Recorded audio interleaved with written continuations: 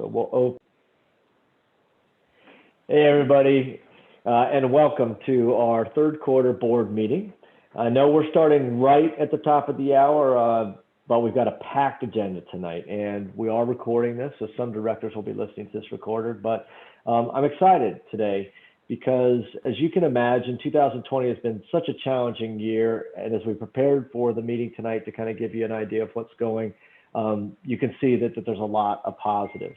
I did want to start the meeting not only by welcoming everyone, but letting everyone know that this is really probably one of the first times that we've had many names that you may recognize from emails and interactions, but have actually been able to spend some time today sharing with us some of the work that they've done, both the good work as CORE Causes leaders, but also the important work of keeping the foundation going. So you'll hear from folks like Susie Salmina and Joey Musmar, who have been instrumental in the foundation's work. On that note, I did want to, as I was going through giving some recognition, I did want to give some recognition before we started out today, a couple in terms of longtime CORE Foundation support. Susie,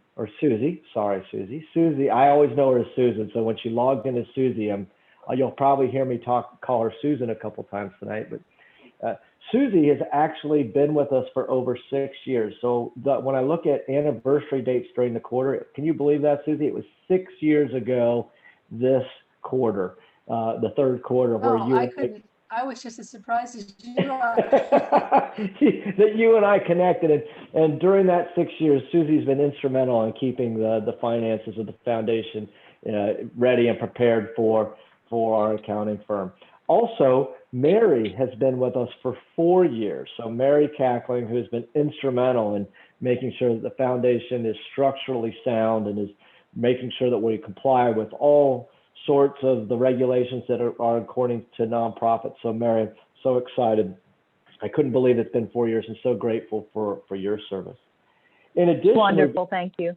Oh, we're the ones that have benefited from your presence. In addition, we've got a couple of directors that are out there making news for or at least doing some great work and being recognized for it. In Fairfax County, there's an organization called Leadership Fairfax, and it's very selective and hard to get into. And our own Brett Fox is part of the current Leadership Fairfax class. So Brett, really proud of you and know that you're going to do great things with Leadership Fairfax. And also our director, Phil Vera, many of you may have seen our Facebook post the other day. Radford University recognizes only a few distinguished alumni every year. It's a very prestigious award. It requires sometimes decades of community service. And Phil Vera was a recipient of their honor this year. So just really, and he attributed a lot of the good work that they awarded him to the CORE Foundation being able to support him and give him that vehicle by which he could really implement that change and do that good work. I also wanted to say a big thank you. Brian's not on the call yet, but you know that Brian Fyock has served as treasurer almost since the beginning for the foundation, and it's time. He's got a lot of other things going on, and so as you saw in my email, we are now going to be in need of another director that could hopefully serve as treasurer. But I did want to thank Brian for his decades of his he was from the very beginning service to the foundation. He'll still stay on as a board member, but step down from his role as treasurer. But Mary, thankfully, has continued to volunteer. She serves as the board secretary. So it's a non-voting position, but it's instrumental in all the documentation and paperwork that we have to do. So Mary, thank you for continuing to serve in that role. So with that, let's go straight to the agenda. Did everyone get the minutes that I sent around? Any directors, anything that needs to be changed or modified? I just want to get your input right now. If there's anything that anyone wants to suggest for changes, and then we'll go ahead and approve the minutes. Hey, Gina, good to see you.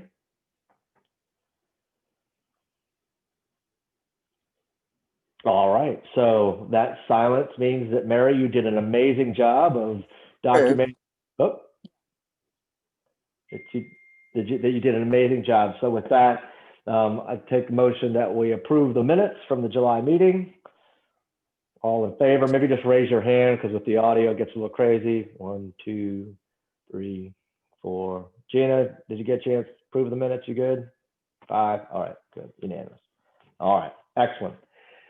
Well, I wanted to be efficient on the front end because we're very excited and fortunate today to have our core cause leaders give us some of the great work that they've done. As you know, the heart of the CORE Foundation is mentoring and supporting others in our community to do good work. It's hard to be the change and go out and do this on your own. On the foundation, the work that for the board members, the work that you do and the work that our supporters allow us to do, give these core cause leaders the resources and support they need to do some great things. So let's get straight into it. I believe I think we're going to go Universe first, then Helping Hungry Kids, and off the charts. Is that what I heard from a late email? Does that work still, Mary, Tara? So with that, I'm going to start with, we got it right in front of me. Excellent. With that, I'm going to turn it over to Terry. Are you presenting? I'm happy to. I have some slides, if it would help. Okay. Well, or we've got some stuff up here. It's up to you. You tell us. But what I'd ask is anyone that presented tonight, even though we can see your names, just a quick, introduction of yourself and your core cause, and then let's see the good work. So with that, Terry, I'll turn it over to you. Doug, while I'm talking here, if you could. Did someone make Terry the host, Mary, or make him a presenter? Terry, who's got his own image as his background screen. Terry, I got to say that's the first time I've seen that, and it does not surprise me, but that's pretty funny. That was my move from the other day, and I couldn't figure out how to make it work in the other call I was in, but it works now, and I can't get rid of it. So, all right, let me bring this up. I'm going to try and make this to the point as much as possible. So proud and so much to talk about with this. So I've got some of the young founders with me right here in Joseph Dagby and Cyrus Pendleton. They're right here. I know there's not a ton of time in the agenda, but I've got some friends to help us answer some questions. I'm not sure who's heard of the Universe Mentoring Program on this call. Some folks may have from social media, and obviously with the wonderful core support. Thank you, Doug, Tara, Mary, and friends of CORE Foundation. You've been unbelievable in helping Universe Foundation launch, and this is such an exciting program this year. What you see there on the cover of these slides is a picture from our first training session. We've done, I think we've done 5 training sessions at this point, 2 in person.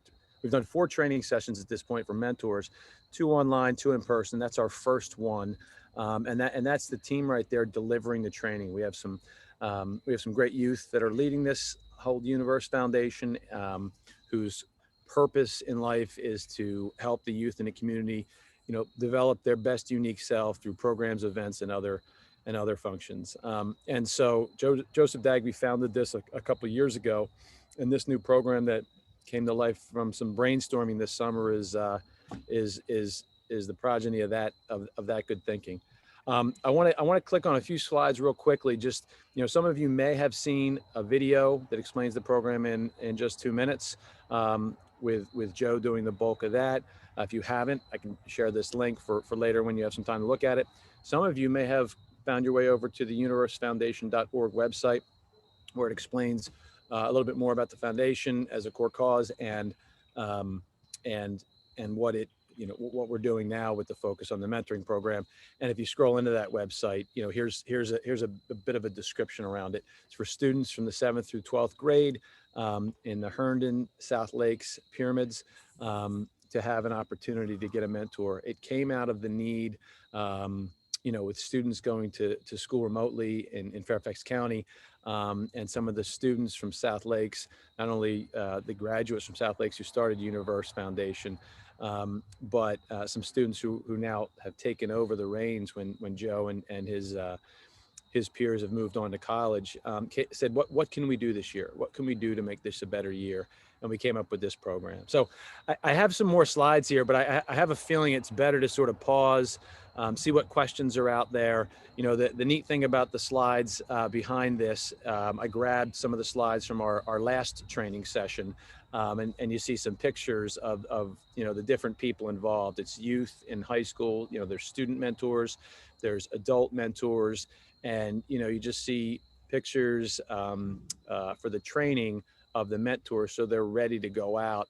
There's 5 total hours, contact hours of training for each mentor before they're ready to be assigned to a mentee. We've had 40 mentors sign up, and a large majority of them have made it through the 3 sessions of training. We're still not quite done there, and we're moving into sort of the mentee process, the mentee marketing process. And we're promotion around that's a little bit behind the mentoring, because we wanted to make sure we could provide the services. This last slide here is a little bit about policies and protocols, which I know, with CORE Foundation supporting us, these are the kind of things that, questions you might have. Are there background checks for adults? How does that happen? What kind of agreements and commitments do you have? You're dealing with youth. Are there parental consent forms? And so this is one of the last slides we go through on the last bit of training. Yeah, so let me take a breath. Joe, is there anything I left out? Is there anything you want to add to the mix there in that whirlwind tour? I can say a few words. Hi guys, my name is Joseph Dagby. Sorry, there's some food in my way. My name is Joseph Dagby. I'm the founder of Universe Foundation, and I'm actually in college right now, back home due to COVID-related issues. So it was great to see this kind of come to life while I was at school, and I feel like it's a little bit of a blessing that I'm back right now to get my hands on it and try to move this forward a little bit more as we're getting into the months in the winter. It's been a great ride so far, getting our younger youth advocates involved. So the mentor program is really just to set kids up with the tools that they need to succeed at the high school and post-high school level, whether it's help with their grades, help with their extracurricular stuff, sports, if they're into editing, entrepreneurship, social entrepreneurship, which is what ultimately I found a love for. That's what we try to enable them with. So it's been great. Right now, I think we have we have 40 mentors, and we're getting ready to launch our mentee sign up as well. So it's been moving super fast. We're super excited at the responses we've been getting, the great feedback and the great momentum that we've made. We're just really thankful to all of our helpers, thankful to CORE, thankful to all of our volunteers for really getting in and getting behind this whole thing and moving it forward. So looking forward to what's next. Thanks, Joe. And I hope everyone understands on the call how important this effort is to our community, especially in an instance where students are feeling disconnected and they're online, they're not going into school. So Joe, who founded this foundation, a few years ago, has just done a tremendous amount of work growing the Universe Foundation. And in this environment, this is a great example of pivoting to add more value. So great work there. And I would encourage any directors, you see the chat, don't hesitate. You've got the 2 links in the chat to the Universe Foundation and specifically this mentoring project. As a group, if we could share that on social media and just understand what the CORE Cause is doing, because as you can imagine, this takes resources and help. And pretty quickly soon, they're going to be asking and should be asking for some financial resources to make sure this is done correctly. So whatever we can do as directors to help them spread the good word and assist would be helpful. And again, as the next CORE Causes are talking, don't hesitate to ask any questions or make any comments in the chat. So thanks, Joe. Next up is an issue that's near and dear to everyone's heart, and it's the Helping Hungry Kids CORE Cause. New to us, not new to the program, but new to CORE over the last year. And Kate Brown, I'll turn it over to you to kind of give us some of the good news there. Thank you. You can hear me okay? I can hear you great. Okay, great. I do not have slides. I'm not fancy like Terry Redican. So I'm just going to give you a little update. I'm Kate Brown. I am a co-director of Helping Hungry Kids of Northern Virginia. We, like I said, have just been, we're a baby cause. We've been with CORE less than a year. It's been quite a year. It's been different than we thought it would be. But it is what it is. Helping Hungry Kids does weekend food bags for elementary age students in Fairfax County. Pre-COVID, we were doing about 400 food bags a week and at about 7 schools. We also did in-school snacks like granola bars, and we did about 2,000 of those a week, and those went out to a few extra schools. We were in 12 schools. mostly in the Hearn and South Lake Pyramid, but we do have a few that are outside those borders. COVID hit and it kind of threw us for a loop, as it did everyone. But we are very reliant on the schools being open. We pack food, we get it ready, it goes to the schools, and then the schools distribute the bags to the students. So without schools being open, we didn't really know how to function. So we just stalled for a little bit. And then the parent liaison from Dogwood Elementary reached out to us, and she's been very involved on Dogwood side, on Helping Hungry Kids side. And Dogwood's a Title I school. They've always been our biggest need. They're who Helping Hungry Kids started out with. We do on a regular school year about 175 bags just per week, just for them. And that serves half the school. So the need at Dogwood is just immense. So when Fairfax County kind of got their act together and deemed Dogwood as a grab and go site, then it gave us an opportunity to be able to get bags to kids. So kids were coming, kids, families, whoever could come and get their breakfast and lunch at Dogwood. And then on Fridays, we were distributing the weekend food bags. So basically, we were in a church doing our packing. We lost our space, obviously, but we found the kids, and that's all we really needed. So we started packing in Ellen's driveway, and we did that for a little while. And then Dogwood actually let us into the school. So that was a huge, huge, step for us. We continued really with a crew of 3 to just pack and get food. And when CORE put those pods up, that was a huge help to us. And I think it just kind of got the word out that Helping Hungry Kids was still, in existence and working and getting food to kids. And that kind of got the word out in the community. We have an Amazon wish list, so that gets used a lot. We've had a few amazing just monetary donations from people that's allowed us to shop more. And we're still doing 300 to 350 bags a week right now. With students coming back to Dogwood, trickling in, we lost our space there. Basically, we were going to get kicked out. So we sent kind of an emergency text to Tara and said, we need space because the church we were in still hasn't opened. They were willing to let us come in, but it was still going to be so restrictive and just need the flexibility. So Tara sent a note out, and literally within a day, we found space, which is amazing. The Northwest Federal Credit Union came through. They have an empty building right here in Reston, and Tara and Mary and Doug had just worked really hard for us last week, and we got the keys and we have space, so we feel like we can put our feet on the ground now and take a deep breath and move forward. We've kind of been flying by the seat of our pants for 6 months, just working every week. So we're super excited. We feel like we can get organized, and we'll be able to bring in volunteers now. We'll be able to get some student volunteers if needed, and a lot of our volunteers are ready to come back. We'll obviously still follow lots of COVID procedures, but we're just excited. We're ready to move forward and grow and reach out to schools that we haven't been able to reach out to see if they have an ability to get food to their students, and that's where we are. So we're very thankful to be a part of this community. We're so thankful for CORE. It's just very exciting, and just to be a part of this. So we thank you. Thanks, Kate. We did put their website in the chat, and just think about the volume, right? 350 bags a week. And while many of us, we've got these other issues going on, think about that. I mean, these are folks' food. I mean, this is the food that they depend on. And when the schools weren't in session, right, they didn't get some of the benefits of the food and the reduced and free lunch program. And so just, you talk about life-changing programs and Kate's leadership here along. I know she's got a crew of volunteers and supporters, but Kate, just phenomenal work and just a great message that you had to share today. Thank you. And we've got a racer in the house. So with that, we're going to turn it over to another new core cause for us over the past year, the Off the Charts. So Mateo and Brandon, we'll turn it over to you. Hi there. Hi.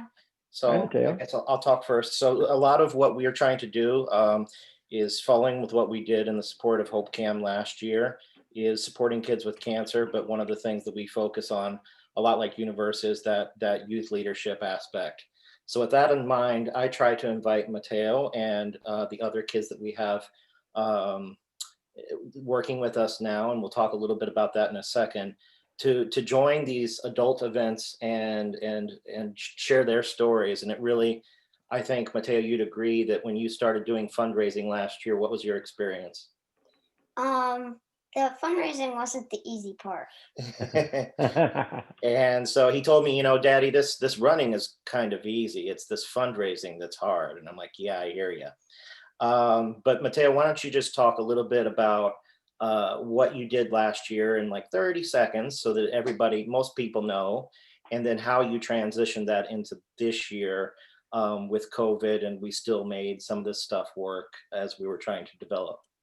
So last year I ran 32 races in 15 different states in DC to run for a charity called Hope Cam. Doesn't our friend Brett probably knows about that?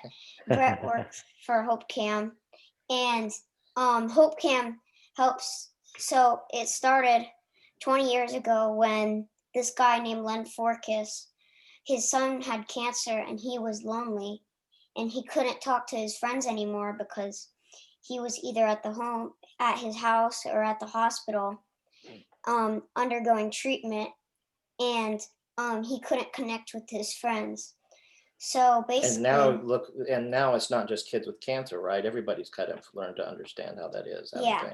So he basically his dad basically created the first Zoom with a webcam and using technology to hook it up with the classroom. And so you did a lot of races and helped out Hope Cam. So this year you had all these huge plans to do races, right? Yeah. How's that gone so far?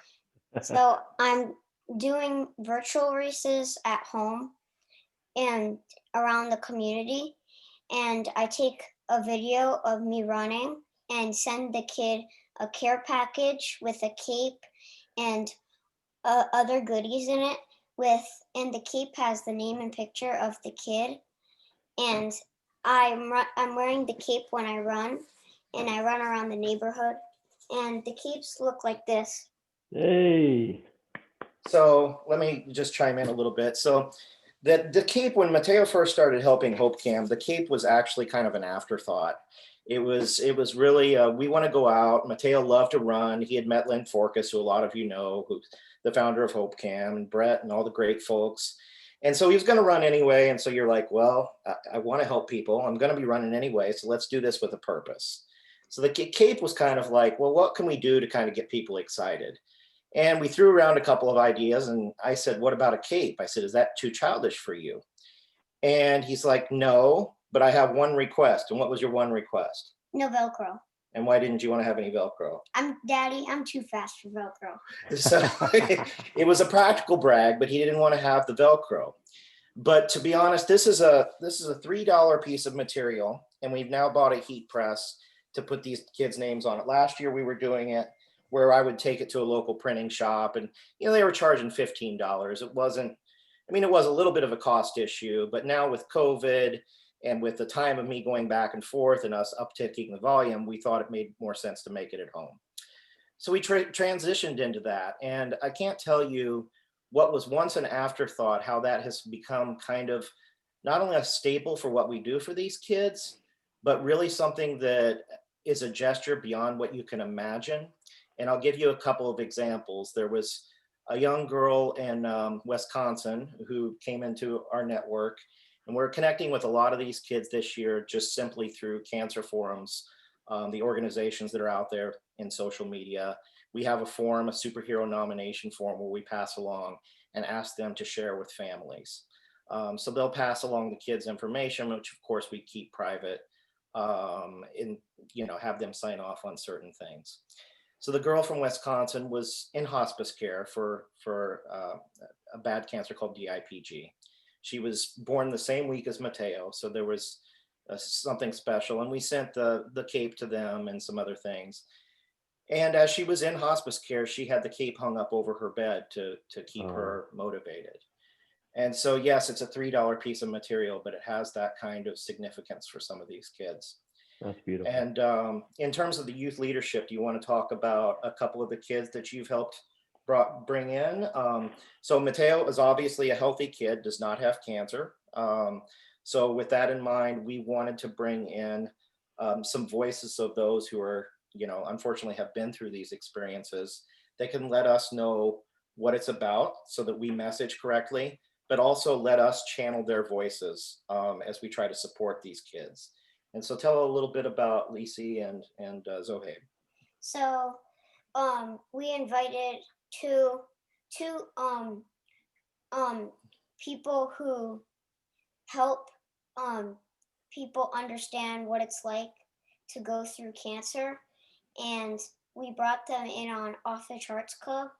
And one of them is Alicia Brown, who's in the area, and she's still going for treatment at Inova Hospital, and she had a cancer, and she's in high school.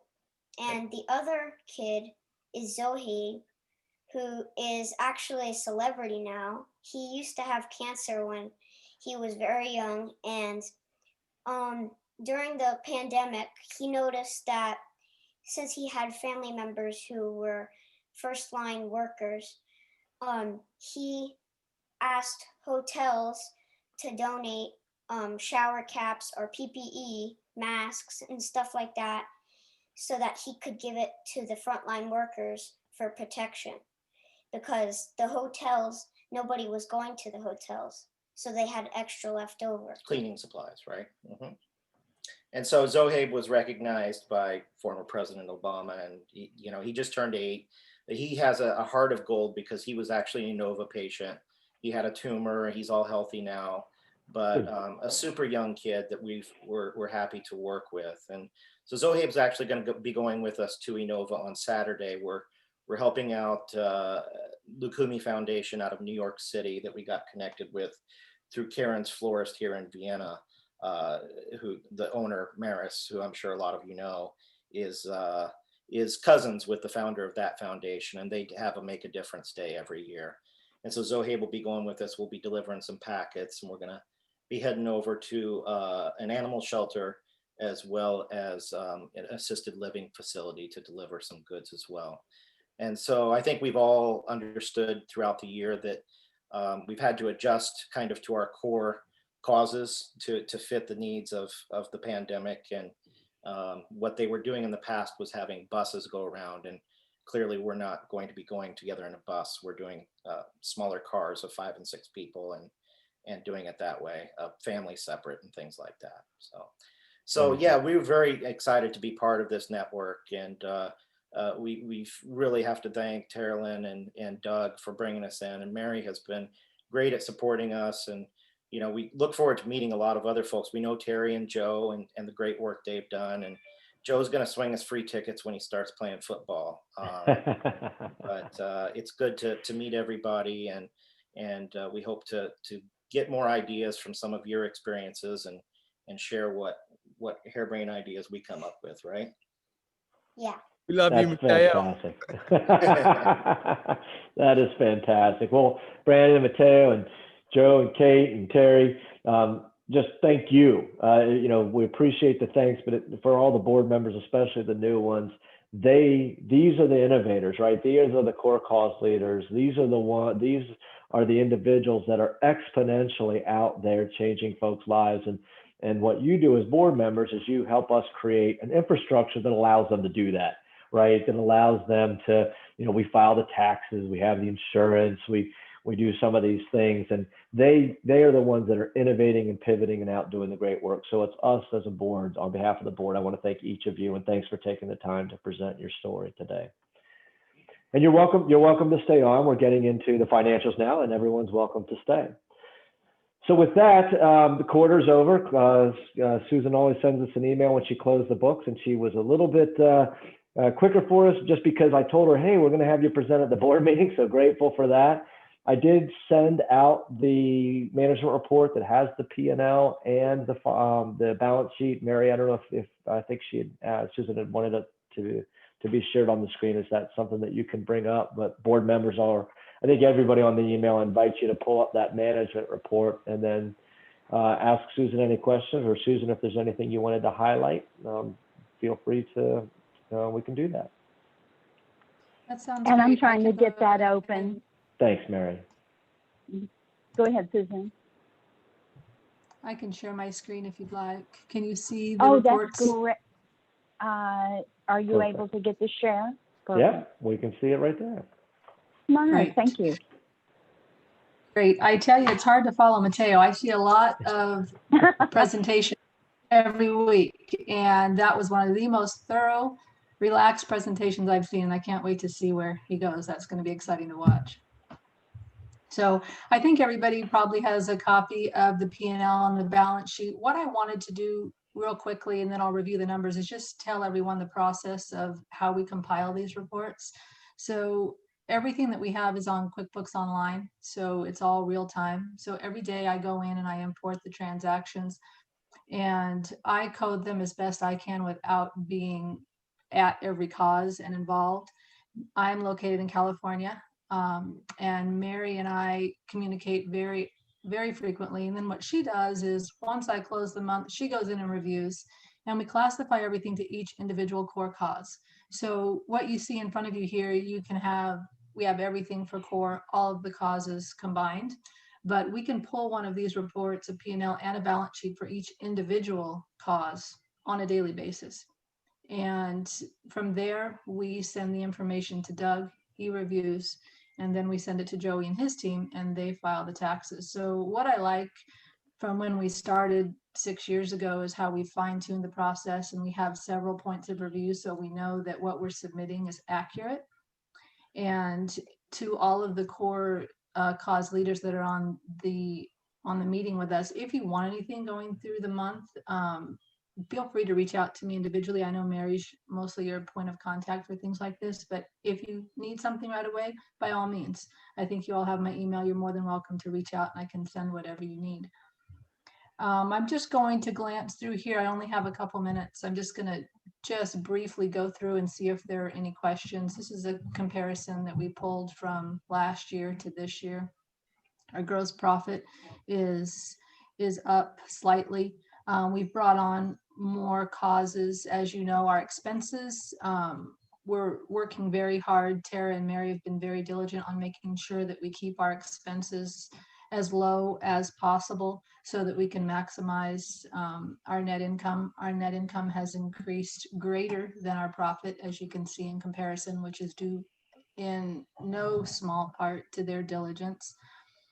The balance sheet, I thought a couple things here might raise questions with the RU brothers having a large balance at the end of last year and nothing this year. If you look down right below, there's Brothers by the Wayside accounts 1 and 2. One is checking and one in savings. What we did is we just brought everything over, so it's all under the umbrella of Access National Bank. BB&T we were using for RU before, so it's nice to have everything under one umbrella. This basically shows where every single core cause stands at the end of the third quarter. And again, we can run this for each individual cause so that you can see your income, your expenses, and your balance sheet as they stand for your cause. And as we go through time, we can pull these comparisons. So those of you that have been with us for a year, we may not have a good comparative analysis, but next year we'll have great things to compare to. And the only other thing that we're working on right now is the PPP funding that everyone I'm sure is aware of. We're going to be working on the forgiveness portion of that, which we expect to be completely forgiven. And once we have all of these dialed in, as I said, we turn it over to Joey and his team. They come back with us to additional questions, and then we file. So I'll turn it over to Joey unless anyone has any questions for me. Thanks so much, Susan.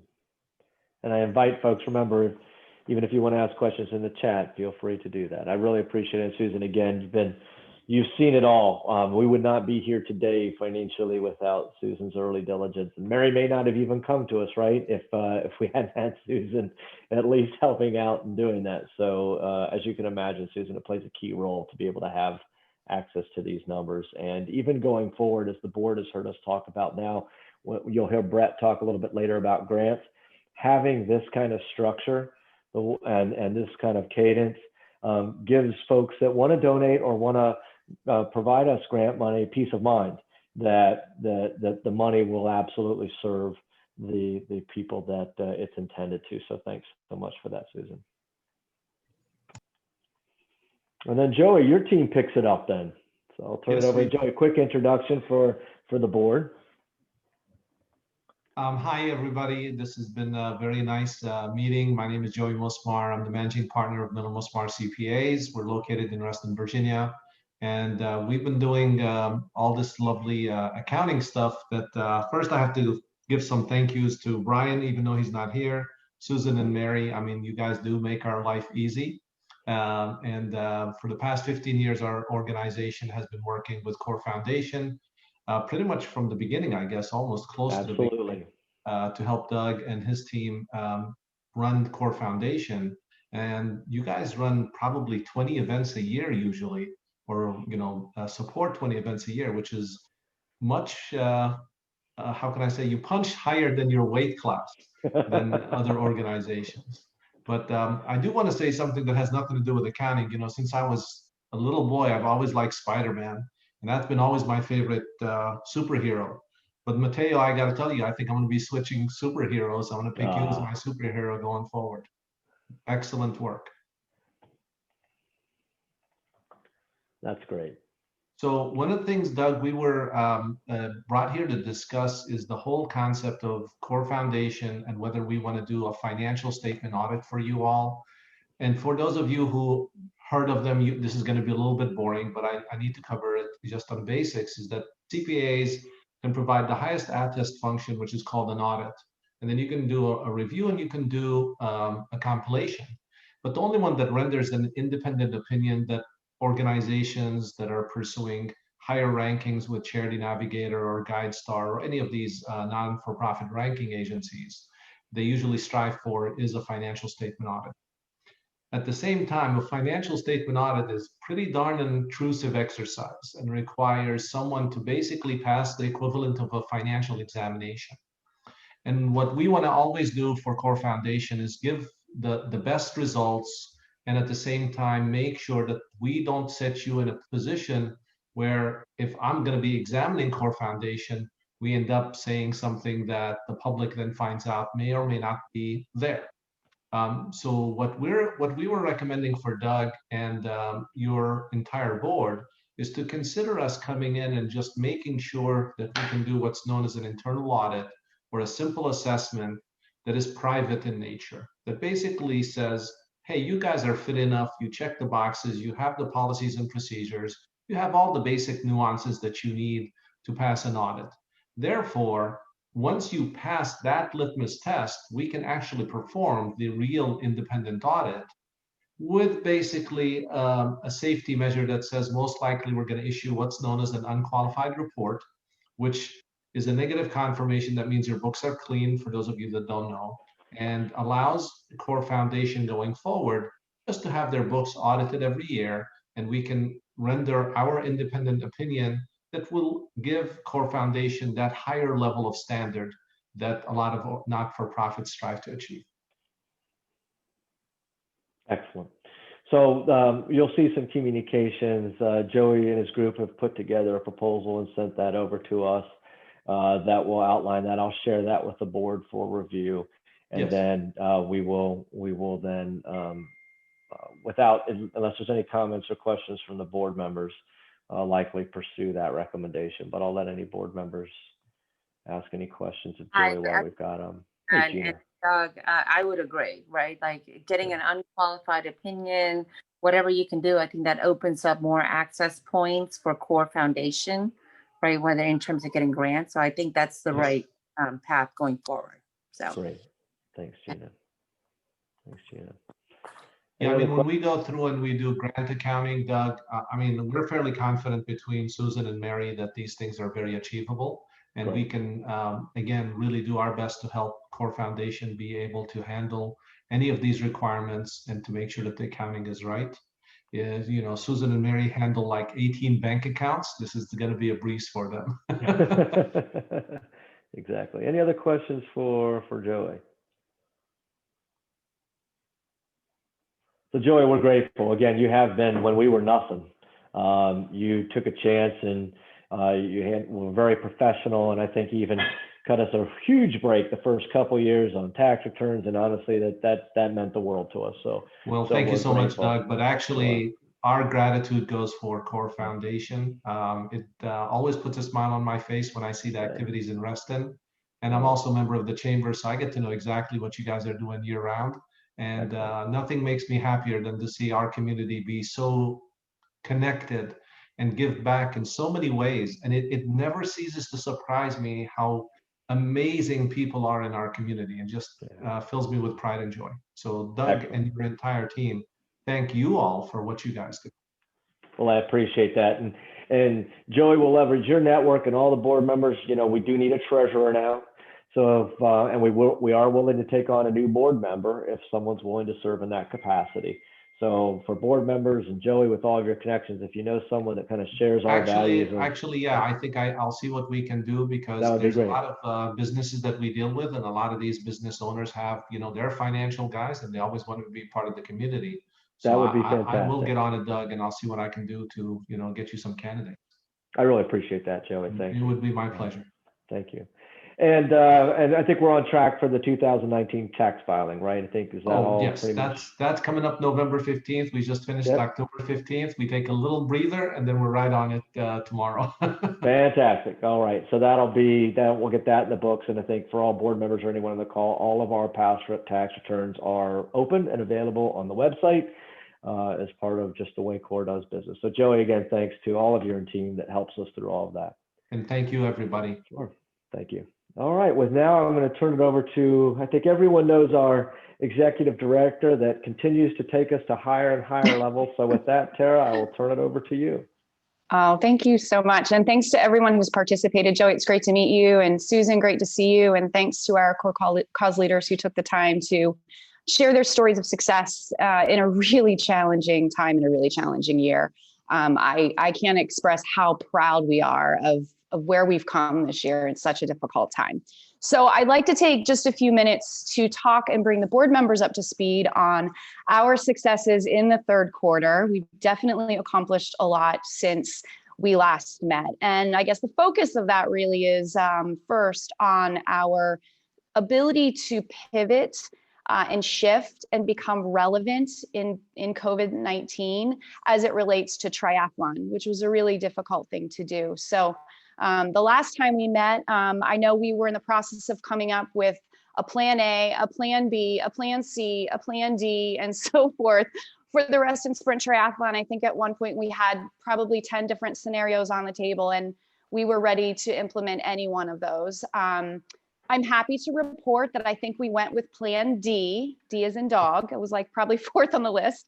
But I give our team an A+ for implementation. They were incredible, they were creative, and everyone really rallied together to make it happen for the 1,000 athletes that we support. So we were able to deliver a COVID-friendly event. We had packet pickup. We had what I'd call pandemic useful swag. We came up with really creative swag that made sense, that our athletes were excited about. We had a series of virtual meetups with very high caliber speakers. We had 2 former Olympic athletes on our panels. $30,000 was donated to Cornerstones. We launched an ambassador program. And what was, I think, the most surprising piece of all were athletes were coming out of the woodwork sharing their stories about how they were able to use triathlon and our program to thrive during the pandemic. So all in all, I would say it was really a home run. And we are now gearing up and thinking about our scenario A, B, C, D for 2021, but we're really ready to make those scenarios happen. I know we're really confident coming into the end of the year, making some announcements, and then moving into 2021. So in addition to the highlights that I shared with Reston Sprint Triathlon, the Be Amazing Reston Youth Triathlon also contributed $18,000 to Childhood Brain Cancer Foundation, and they had a very successful event. And the virtual Splash and Dash went on, or the Splash and Dash went on in a virtual way. We called it Recess in a Box, and we were able to gift over 50 kits, the Recess in a Box kits, to kids in the local homeless shelters. And that was a really special experience. When we dropped off those kits, Kona Ice came out with us and brought the truck. And it was just a really heartwarming day in seeing the kids get so excited about receiving their kits. So Laurel Learning was one of our participants right up here, right at the street. We had 20 kids from Laurel Learning, and this young man was one of them. And we asked them, what was your favorite part of the Splash and Dash? And so we wanted to share a few of those keynotes with you. Alex said a cape, running in my bathing suit, my medal. I ran faster than my brother, said Mia. And Hannah said it was her best day ever. And we loved getting those quotes. Brett actually was instrumental in helping with this process and was able to get those quotes for us. So thank you as well, Brett, to your hard work on this program. So moving right along out of triathlon, third quarter successes. One of the programs that we put into place that just kind of happened organically is we realized that there was a need in the community to help out our senior citizens. So in partnering with Cornerstones, since the beginning of the pandemic, really every other week, we've been doing food deliveries for seniors who are sheltering in place and who are homebound and can't get out safely to the store. So we've been really proud of the work that we're doing there in partnership with Cornerstones. We've already talked about the amazing work that 3 of our core causes are doing: Off the Charts Club, Helping Hungry Kids, and Universe Foundation. So again, thank you for all of the contributions. Brandon and Mateo did not mention, they just received a large grant about 2 weeks ago, $8,500 to help fund those kits for cancer patients. So I know Mateo said at the beginning he didn't feel comfortable fundraising. You're hitting it out of the park. Keep it going. And we're really excited because we know that the best is yet to come with our core cause program. So on that note, we have I actually put 3 core causes. We've onboarded 3 core causes. As of today, we have 1 more. So if Mary could move into the next slide, we'd like to introduce to the board the Chalk Box. The Chalk Box is going to be providing STEM programs for middle schoolers and college readiness programs for high schoolers, and those are going to be virtual. The CK Fund, CK stands for Community Kindness, and they are going to be providing programs that are relevant in the community based on acts of kindness. And so right now they're helping teachers out who need some additional supplies during COVID-19. And then we have the Ultimate Teen Toolkit, which is promoting mindfulness in teens. And I think that that's something that we can all use right now. They're going to be rolling out an app in regards to that.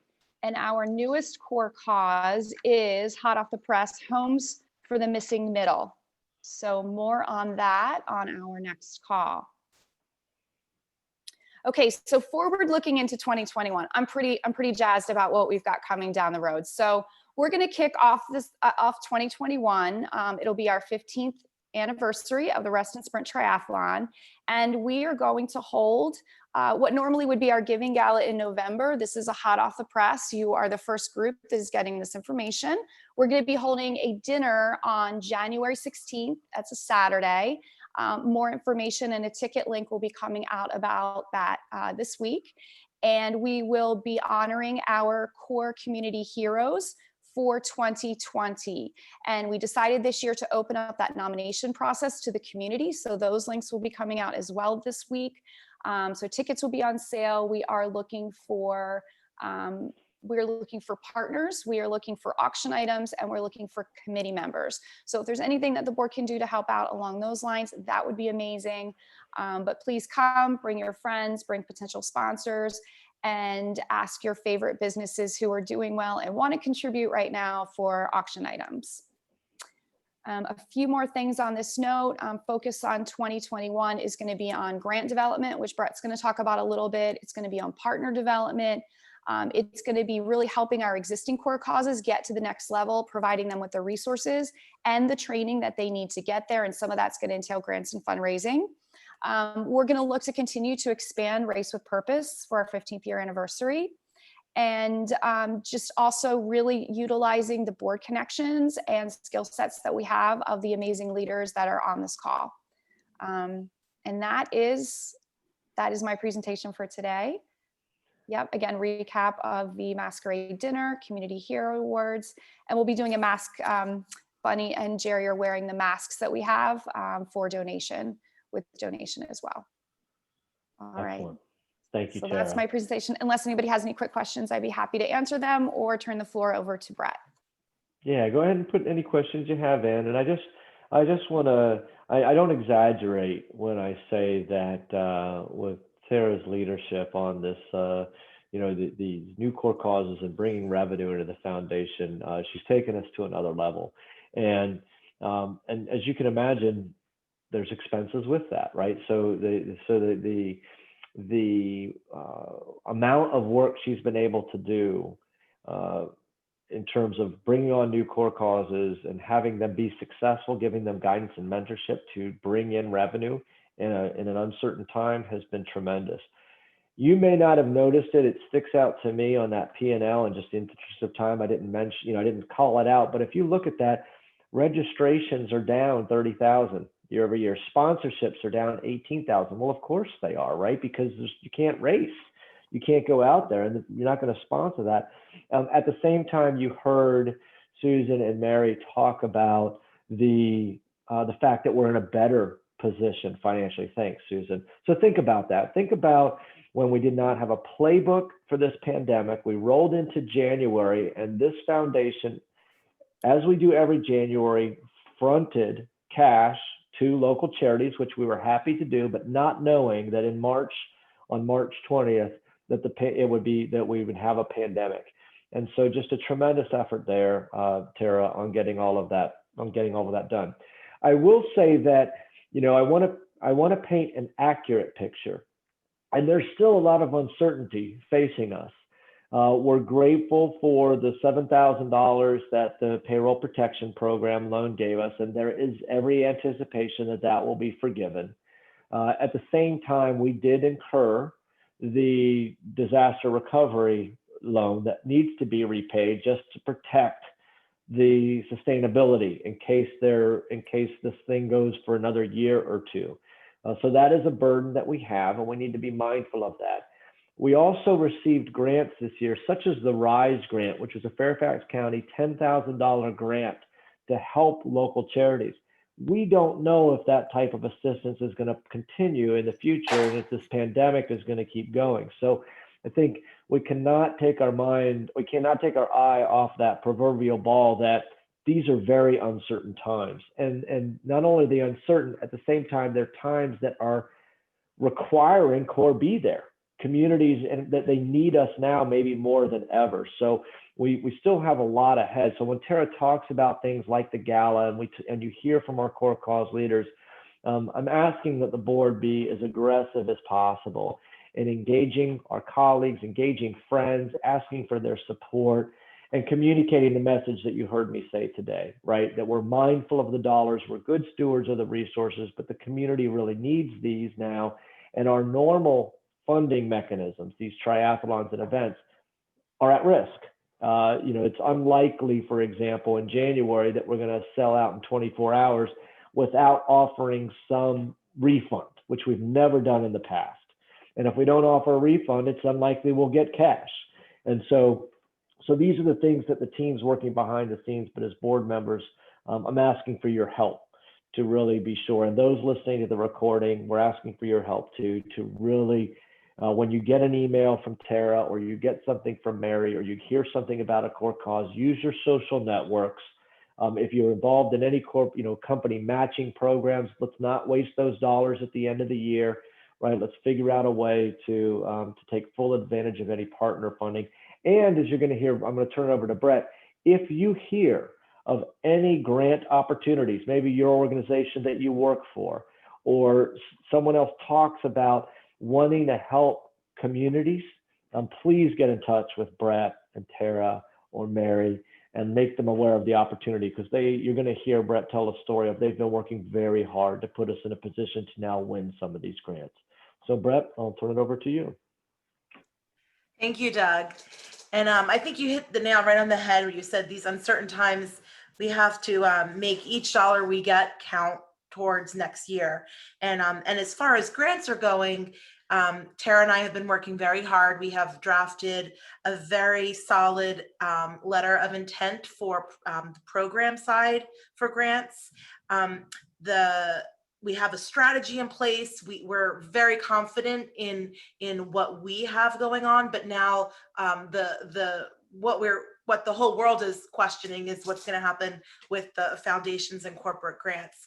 So I can tell you from my day job, about 30% of the grants that I applied to last year, I'm not able to apply to this year. And those are on a national level. And those are because of COVID, and also because a lot of foundations and corporate grants are focusing on social injustice and social equity.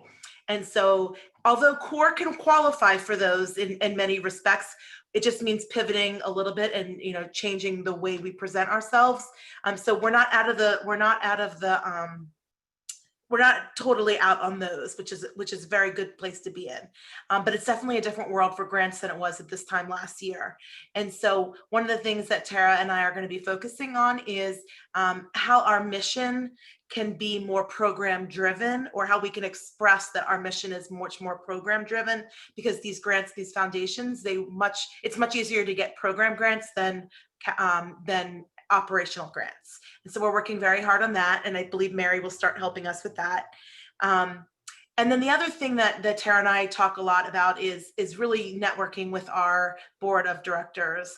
And there's this method called spider webbing, where you sit down and you chat about where your connections lie and how you might be able to help us with a sponsorship. Or maybe there's somebody that works on the board of directors at a company that might have a grant program that we want to apply to. So that's the most important strategy that a board of directors can help with when it comes to fundraising. And so Tara and I are making a plan to make that happen. We're hoping to sit down with everybody, maybe even in person, hopefully soon, and get that going, because that's going to be key to our success.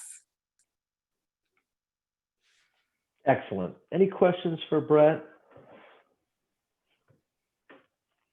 And as you're thinking about and potentially thinking about asking a question, I can't tell you how instrumental the work that Brett's doing, along with Tara and Mary, on the grant. It could potentially be the only, one of the key revenue streams in a year where those events that you heard Joey talk about, those 1920, who knows?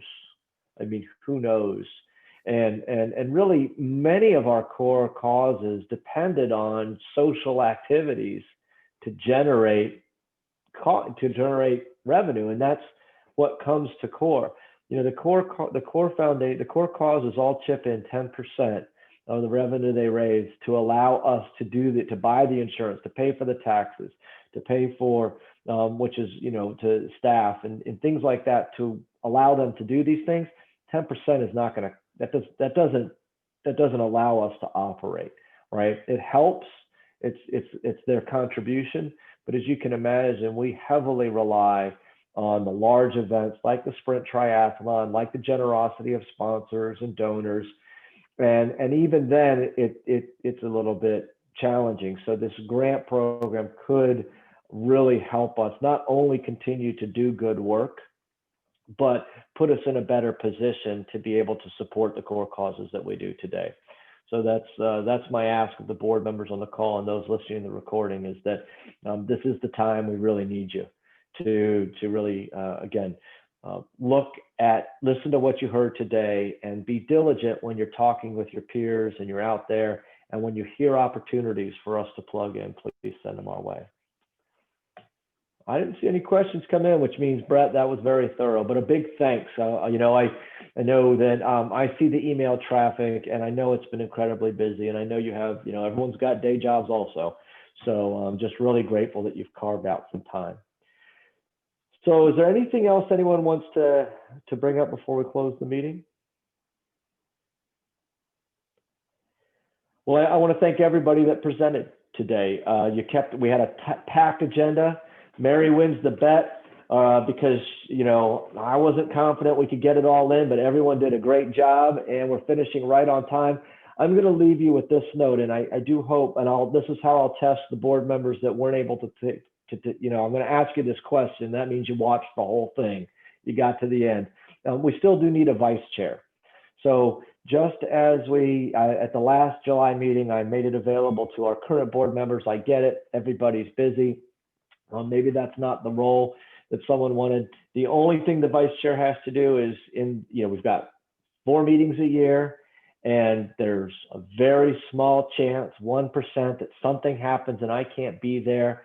And we would just need the vice chair to run that board meeting.